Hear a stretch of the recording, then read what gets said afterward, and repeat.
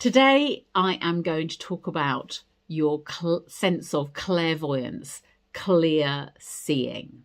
So if you don't know me already, my name is Gayle Palmer. I'm a registered osteopath, master NLP practitioner, shamanic practitioner, amongst other things. I have lots of hats. But one of the delights that I have developed over the last few years, more than I had already, was my sense of clairvoyance. Clairvoyance is defined as the ability to receive intuitive information as mental images, so internal images, or visual impressions externally out into the world. And it might come as a sudden picture into your mind's eye, or a flash of an image that carries meaning for you. Or you can see things, spirits, entities, etc., out in the real world. Now, what are the advantages? Well, clearly, it helps you spot patterns in things, or you get the bigger picture much more quickly, and that can be really useful. It can make creative problem solving easier. So, for instance, artists, designers, innovators often lean on their clairvoyance abilities without necessarily naming them or even realizing that they're doing that. It strengthens your inner vision, which can guide decisions and future planning, and it enhances your dreams. And we all like enhanced dreams. So, for example, if you think of a friend and you see their face vividly, that's a mental construct. So you have an image in your memory of that person. But then they give you a call or say, "I was just thinking about you." That really happens to me quite often, particularly with my clients. Or perhaps you get a mental image of taking a different route home from work and later learn that there's been a big traffic jam or an accident on your usual road. And you had a vision that you should be going a different way. Or perhaps in a healing session, I will see colours, shapes, faces, objects, even symbolic animals around someone when I'm working. This used to slightly perturb me, and now I welcome it like it's a friend because they really help me to have some more information about that particular client. There are various ways that you can test yourself for your own level of clairvoyance as well. So this is a little bit of fun. I want you to close your eyes and imagine a bright red apple. You can see it clearly in your mind's eye. It's got maybe a shine to it, or maybe not, a sense of depth and a shadow. You can see the intricate changes in the colours on the skin of the apple, and the shape. It might not be round, it might be oval or long or oblong. So you already have a clear visual imagination, and that is the foundation of being clairvoyant.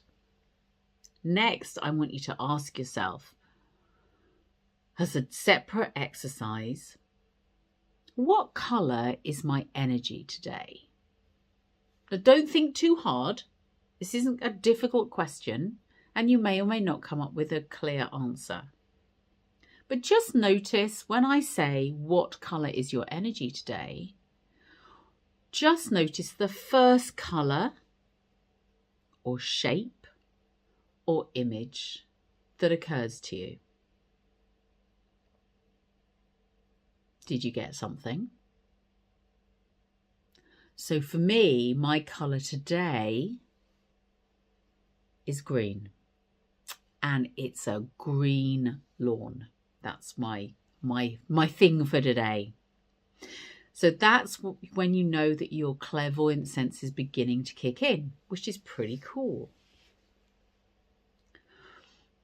Now you can work on your own level of clairvoyance. if you wish to. It's not necessarily difficult. Keeping a dream journal by the side of your bed if you do dream. Not everybody dreams. So that when you wake up, you can either write a description or do a drawing of any images that you are aware of in that half-light period between being asleep and being fully present and awake. Over time, you may well notice from your journal that certain things, certain symbols or images reoccur, or they might make sense later in the day, even if they are a bit confusing when you first get the image. Dreams are one of the safest, clearest ways of training your clairvoyance. So I really encourage you to do that. It's quite fun. It's not difficult. And you can also meditate with a candle. Ooh, nearly burnt myself. Little candle. So literally, I want you just to sit with a candle and soften your gaze. Okay, so when we're looking, we're really sharp on looking, but I want you just to sink your sense of visual awareness back into yourself. Soften your gaze. That probably means slightly lowering your eyes.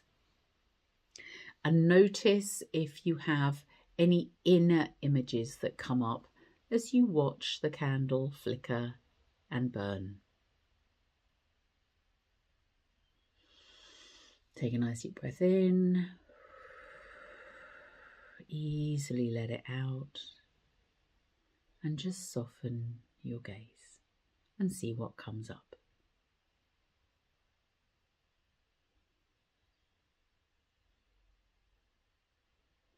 So interestingly, I have some of my other clair senses come to fruition at the moment rather than my sense of vision. But with a bit of practice, all of those are good, to be honest. So hopefully that has given you a little bit more insight about being clairvoyant and some of the ways that you can use it. Clairvoyance is not about fortune telling with a crystal ball, although crystals and scrying with crystal balls has been a traditional tool in many cultures. It's about trusting your inner vision, learning to distinguish true intuitive images and those that have been created internally from your imagination and your nervous system. When I work with my clients in their healing sessions, osteopathy or my shamanic practice, I found that teaching people to trust these flashes of imagery helps them to feel more connected to themselves and to their bodies and to the unseen threads of life that pass us all the way through. So clairvoyance is your inner compass of sight. With practice, it sharpens and guides you towards more clarity in a world that, to be fair, is just full of distraction.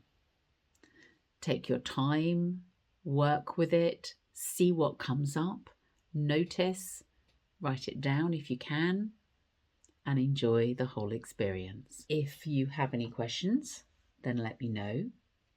Increasingly in my practice, I will be using more and more of my Clair skills and as part of my shamanic practice as well. But that doesn't mean to say that I don't use them when I'm working osteopathically or as a NLP trainer. So if you are curious, you are welcome to ask me when you're coming for a consultation. And I will tell you what I am noticing at the time. So that's Gayle Palmer at the Living Elements Clinic, where your health is my priority. Take care for now.